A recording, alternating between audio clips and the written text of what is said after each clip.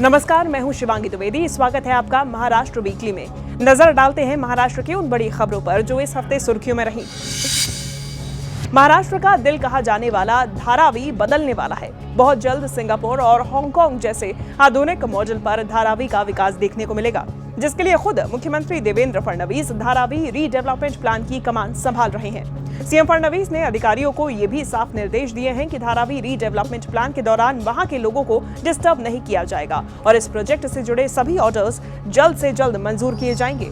CM Fadnavis ने साफ कहा है कि ये सिर्फ मकान बनाने की योजना नहीं, बल्कि धारावी के समग्र विकास का मिशन है, जिसमें रोजगार और धारावी पहचान बिल्कुल नहीं बदलनी चाहिए।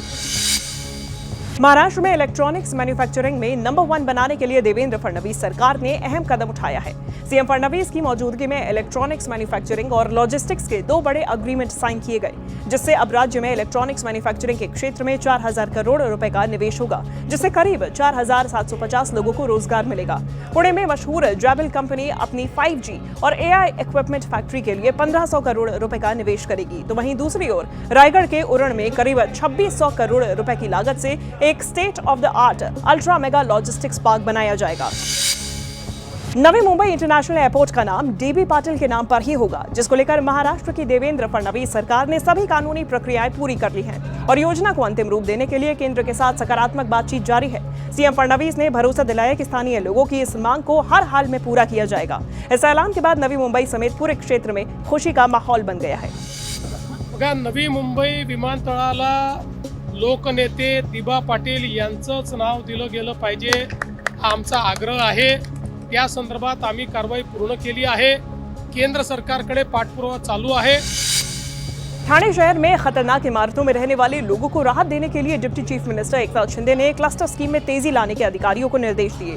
डिप्टी सीएम एकनाथ शिंदे ने इस बात पर जोर दिया कि विकास कार्यों की रफ्तार बढ़ाने के लिए कोपरी, किशन नगर और वागले एस्टेट की क्लस्टर परियोजनाओं से महाप्रीत को हटाकर MSRDC को सौंपा गया, जिसके बाद MIDC की करीब 60 हेक्टेयर जमीन जल्द ही ठाणे म्यूनिसिपैलिटी को ट्रांसफर कर दी जाएगी।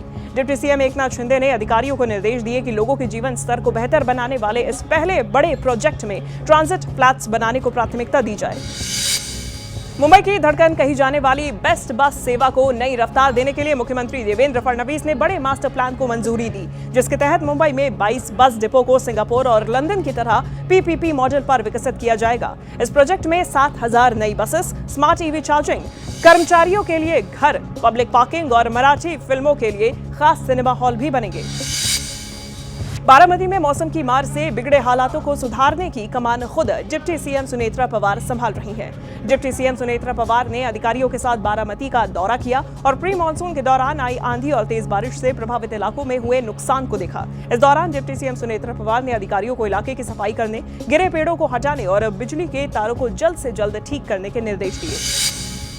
21 जून को नीट री एग्जाम को लेकर महाराष्ट्र सरकार बेहद सजग है। सीएम देवेंद्र फडणवीस ने अधिकारियों को नीट एग्जाम को बिना किसी गड़बड़ी के ट्रांसपेरेंट और स्ट्रेस फ्री माहौल में कराने के लिए तैयारी पूरी करने के निर्देश दिए। एक हाई लेवल मीटिंग में सीएम फडणवीस ने एग्जाम सेंटर्स पर CCTV कैमरे लगाने, कड़ी जांच करने और साइबर सिक्योरिटी को मजबूत करने के निर्देश दिए, जिसके तहत खासकर पुणे और लातूर के सेंटर्स पर कड़े इंतजाम किए जाएंगे। सीएम ने सोशल मीडिया पर उड़ रही अफवाहों को समय रहते रोकने और छात्रों के कंफ्यूजन को दूर करने के लिए भी अधिकारियों को निर्देशित किया।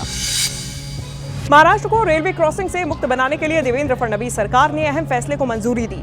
सीएम की अध्यक्षता में हुई महारेल बैठक में रेलवे से जुड़ी 131 परियोजनाओं में पहले चरण के लिए 65 परियोजनाओं को मंजूरी दी गई, जिसके तहत फ्लाईओवर, अंडरपास और पैदल पुलों के जरिए ट्रैफिक दबाव कम करने पर जोर रहेगा। सीएम फडणवीस ने मीटिंग के दौरान ज्यादा ट्रैफिक और कम जमीन अधिग्रहण वाली योजनाओं को प्राथमिकता दी। मुंबई में आदिवासी अस्मिता को सम्मान देते हुए मुख्यमंत्री देवेंद्र फडणवीस ने धरती आबा बिरसा मुंडा के बलिदान दिवस पर उन्हें श्रद्धांजलि अर्पित की।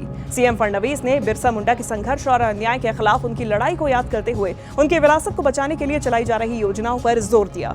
बिरसा मुंडा के बलिदान दिवस पर फडणवीस ने उनके संघर्ष और उलगुलान की विरासत को नमन किया। मुख्यमंत्री ने साफ कहा कि आदिवासी समाज का इतिहास, संस्कृति और परंपराएं हर हाल में सुरक्षित रखी जाएंगी।